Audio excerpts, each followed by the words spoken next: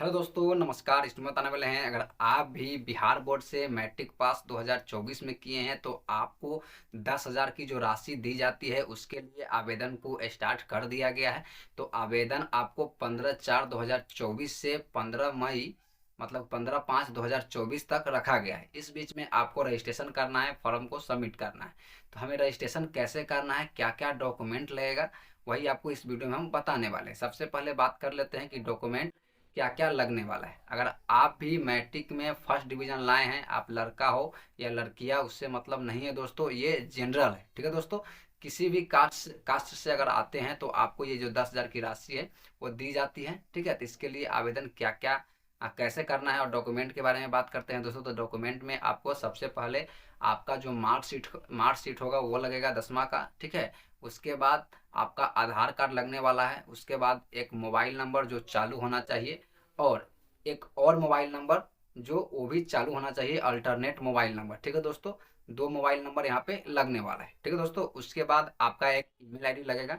ठीक है, वो भी आपको एक्टिव होना चाहिए क्योंकि ईमेल वेरिफिकेशन भी होता है। ठीक है दोस्तों, बात कर लेते हैं दोस्तों कि ये प्रोसेस कितने स्टेप में क्लियर किया जाएगा। ये इसका जो प्रोसेस है 4 स्टेप में क्लियर किया जाएगा, मतलब 4 स्टेप में आपको ये प्रोसेस को क्लियर किया जाएगा। पहले आपको रजिस्ट्रेशन किया जाएगा। जब रजिस्ट्रेशन कर लीजिएगा दोस्तों, उसके बाद आपका आगे का जो वेरिफिकेशन है वो होगा। उसके बाद आपको एक यूजर आईडी दिया जाएगा। उस यूजर आईडी की मदद से आप अपना फॉर्म को सबमिट कर सकते हैं। तो चलिए मैं वीडियो स्टार्ट करता हूं और बताते हैं कि हमको रजिस्ट्रेशन किस प्रकार करना है। तो चलिए मैं अपने लैपटॉप के स्क्रीन पे चलता हूं।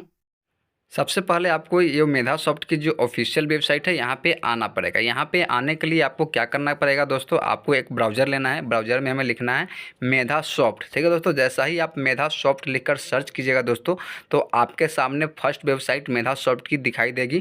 ठीक है, उस पर आपको क्लिक करना है। ठीक है, तो जैसा ही आप उस पर क्लिक कीजिएगा दोस्तों, तो आपके सामने इस प्रकार का डैशबोर्ड खुल के आ जाएगा। ठीक है दोस्तों, यहाँ पे देखिए सारा इन्फॉर्मेशन आपको यहीं पे मिल जाएगा। ठीक है दोस्तों, यहाँ पे देखिए जैसे ही यहाँ पे आप आइएगा दोस्तों, और उसके बाद आपको क्या करना है, थोड़ा नीचे करना है। ठीक है दोस्तों, तो चलिए हमको आपको सारा इन्फॉर्मेशन बता देते हैं। थोड़ा नीचे करेंगे, जैसा ही थोड़ा आप नीचे कीजिएगा दोस्तों, तो आपको एक सेशन दिखेगा। पहले नीचे करके आपको दिखा देते हैं। यहाँ पे देखिए मुख्यमंत्री बालक बालिका 10th पास प्रोत्साहन योजना, अप्लाई फॉर 15 ओपन लिखा हुआ है। 15 अप्रैल से 15 मई तक हमें क्या करना है, फर्स्ट वाला जो लिंक दिख रहा है 2024 का, उस पर क्लिक करना है। उस पर क्लिक किया तो यहाँ पे इस प्रकार आ जाएगा, प्रोत्साहन राशि प्रदान करने हेतु ऑनलाइन पोर्टल।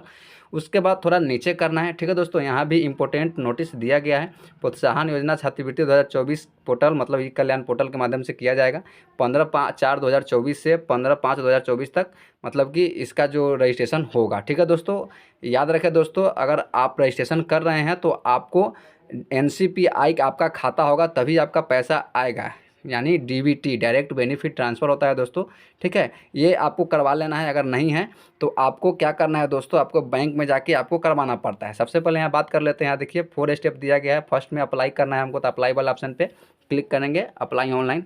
जैसे ही इस पर आप क्लिक कीजिए दोस्तों, तो यहाँ पे देखिए 4 स्टेप दिया गया है। फर्स्ट स्टेप में रजिस्ट्रेशन होगा, सेकेंड डिपार्टमेंट वेरिफिकेशन होगा। ठीक है, उसके बाद फिर से अप्लाई वेरिफिकेशन, मतलब स्कॉलरशिप होगा। हमें क्या करना है, तीनों टर्म एंड कंडीशन पे एक्सेप्ट करना है और कंटिन्यू वाले ऑप्शन पे क्लिक करना है। जैसे ही कंटिन्यू वाले ऑप्शन पे आप क्लिक कीजिएगा तो आपके सामने एक फॉर्म ओपन होके आ जाएगा। ठीक है, इस फॉर्म को आपको फिलअप करना है। ठीक है दोस्तों, जैसे हम फिलअप कर रहे हैं उस प्रकार आपको फिलअप करना है। ठीक है, यहाँ पे देखिए दोस्तों, यहाँ पे पूछ रहा है, मतलब मांग रहा है स्कूल कॉलेज डिस्ट्रिक्ट नेम, मतलब जिस जहाँ पे आप पढ़ते हैं वो कॉलेज कौन सा डिस्ट्रिक्ट में पड़ता है, तो डिस्ट्रिक्ट का नाम सेलेक्ट कर लीजिएगा। उसके बाद यहाँ पे रजिस्ट्रेशन नंबर एडमिट कार्ड पे रहता है, मार्कशीट पे रजिस्ट्रेशन नंबर लिखा हुआ रहता है दोस्तों। जिस प्रकार लिखा गया है रजिस्ट्रेशन नंबर, पंजीयन संख्या जिसे कहते हैं, ठीक है दोस्तों, वही आपको यहाँ पे नोट कर लेना है। ठीक है दोस्तों, जिस प्रकार लिखा हुआ है उसी प्रकार यहाँ पे आपको नोट करना है। उसके बाद यहाँ पे मांग रहा है नेम ऑफ स्टूडेंट, आपका जो नाम होगा, जिस स्टूडेंट को आप कर रहे हैं उसका नाम यहाँ पे लिखना है। ठीक है दोस्तों, तो चले मैं नाम लिख लेता हूँ। नाम लिखने के बाद दोस्तों यहाँ पे आती है डेट ऑफ बर्थ। ठीक है दोस्तों, आपका जो डेट ऑफ बर्थ है दोस्तों वो क्या है, वो यहाँ पे आपको सेलेक्ट करना है। ठीक है, यहाँ पे क्लिक करेंगे, वो जो तीर वाला निशान दिख रहा है बाएं तरफ से, ठीक है, बाएं तरफ से तीर वाले निशान पे हम क्लिक करेंगे। ठीक है दोस्तों, जैसे ही तीर वाले निशान पे क्लिक करेंगे उसके बाद हमें क्या करना है, अप्रैल 2024 दिखा हुआ उस पर हम क्लिक करेंगे। उसके बाद उस साल वाला पे क्लिक करेंगे। उसके बाद तीर वाला निशान पे क्लिक करेंगे। जैसे ही तीर वाला निशान पे क्लिक करेंगे तो जो भी डेट ऑफ जो साल होगा वो पहले सेलेक्ट कर लीजिएगा। उसके बाद महीना को आपको सिलेक्ट करना है, उसके बाद डे को सिलेक्ट करना है। ठीक है दोस्तों, तो चलिए मैं सिलेक्ट कर लिया। उसके बाद यहाँ पे फादर्स नेम पूछ रहा है दोस्तों, तो फादर्स नेम जो भी आपका पिताजी का नाम होगा वो आपको यहाँ पे देना है। तो चलिए मैं यहाँ पे हम जो पिताजी का नाम है वो यहाँ पे दे देते हैं। ठीक है, देने के बाद हमें क्या करना है दोस्तों, यहाँ पे देखिए उसके बाद मदर्स नेम पूछ रहा है दोस्तों, तो मदर्स नेम में हमें जो भी माता का नाम है वही देना है। जिस प्रकार आपको एडमिट कार्ड पे लिखा हुआ है दोस्तों उसी प्रकार आपको इसमें भी डालना है। टोटल मार्क्स पूछ रहा है, टोटल ओबिट मार्क्स 500 का एग्जाम होता है, उसमें कितना मार्क्स आपका आया हुआ है वो यहाँ पे लिखना है। यही नहीं कि 500 यहाँ पे लिखना है, क्योंकि ये ओबिट मार्क्स पूछ रहा है। यहाँ पूछ रहा है फर्स्ट या सेकेंड, तो फर्स्ट वाले ऑप्शन पे आपको क्लिक करना है। ठीक है, यहाँ पे जो कास्ट है वो कास्ट अपने हिसाब से चूज कर लीजिएगा। उसके बाद यहाँ पे रोल नंबर डालना है। ठीक है दोस्तों, जो भी आपका रोल नंबर है वो आपको यहाँ पे डाल लेना है। ठीक है दोस्तों, तो चलिए मैं रोल नंबर यहाँ पे डाल लेता हूँ। उसके बाद मेरिट स्टेटस पूछ रहा है, तो मेरिट स्टेटस में अगर शादी हो गया है तो यस करना है, तो नो, क्योंकि नो ही रखिएगा, सही वही बेटर होगा। ठीक है दोस्तों, यहाँ पे देखिए दोस्तों, यहाँ पे नेम ऑफ पर आधार, जो आपका आधार कार्ड पे जो नाम है वो यहाँ पे आपको लिखना है। ठीक है, उसके बाद यहाँ जेंडर सेलेक्ट करना है। ठीक है, यहाँ पे जेंडर सेलेक्ट कर लीजिएगा। उसके बाद यहाँ पे आधार नंबर देना है। ठीक है दोस्तों, तो चलिए मैं यहाँ पे आधार नंबर दे देता हूँ। ठीक है, यहाँ पे नाम, जेनेट और आधार नंबर तीनों डालने के बाद दोस्तों उसके बाद आपको आधार का जो डेट ऑफ बर्थ होगा वो आपको यहाँ पे मांग रहा है। याद रखें दोस्तों, अगर मार्कशीट में आपका आधार डेट ऑफ बर्थ अलग है और आधार कार्ड पर अलग है, ऐसे में सत्यापन नहीं लेगा दोस्तों। ठीक है, तो पहले हम डाल देते हैं, उसके बाद आपको बताते हैं। यहाँ पे देखिए वही प्रक्रिया अपनाएंगे डेट ऑफ बर्थ सेलेक्ट करने के लिए। ठीक है, यहाँ पे जो साल होगा वो हम साल को पहले सेलेक्ट करेंगे। ठीक है, उसके बाद जो महीना होगा वो महीना को हमें सिलेक्ट करना है। ठीक है, तो पहले मैं साल को सिलेक्ट कर लेता हूँ। उसके बाद महीना जो होगा महीना को सिलेक्ट करेंगे। उसके बाद जो दिन होगा, जिस दिन का जन्म होगा वो दिन को सिलेक्ट करेंगे। आधार कार्ड के हिसाब से कह रहा है। ठीक है, वेरिफिकेशन आधार नंबर पे क्लिक करेंगे, वेरीफाई आधार नंबर पे। जैसे ही वेरीफाई आधार नंबर पे क्लिक करेंगे दोस्तों, तो यहाँ पे देखिए अगर आपका आधार, डेट ऑफ बर्थ, सारा डाटा अगर सही रहेगा तो यहाँ पे ग्रीन आ जाएगा। ठीक है दोस्तों, यहाँ पे देखिए वेरिफिकेशन ले रहा है, यहाँ पे गोल गोल अभी नच रहा है, अभी वेरिफिकेशन नहीं लिया है। ठीक है दोस्तों, तो आपको कुछ देर वेट करना है, क्योंकि हो सकता है सर्वर प्रॉब्लम भी हो सकता है, क्योंकि हाल ही में ये जो सर्वर है वो लिंक को एक्टिव किया गया है। बहुत सारा प्रॉब्लम आ सकता है, अभी प्रॉपर ढंग से काम ना करे, ये भी हो सकता है। ठीक है दोस्तों, तो यहाँ पे आपको देखना है कि जब तक ये जो नच रहा है दोस्तों आपको इंतज़ार करना है। ठीक है, आपको इंतज़ार करना है, काटना नहीं है। काटिएगा तो फिर से आपको फॉर्म को फिलअप करना पड़ेगा। ठीक है दोस्तों, यहाँ पे देख लेंगे। ठीक है, अभी फ़िलहाल कोई रिस्पॉन्स अभी तक नहीं आया है। ठीक है, आपको बढ़िया से फॉर्म को फिलअप करना है दोस्तों। एक भी स्टेप, अगर एक भी नाम अगर गलत कर देते हैं तो आपका जो बैलेंस है नहीं आ पाएगा।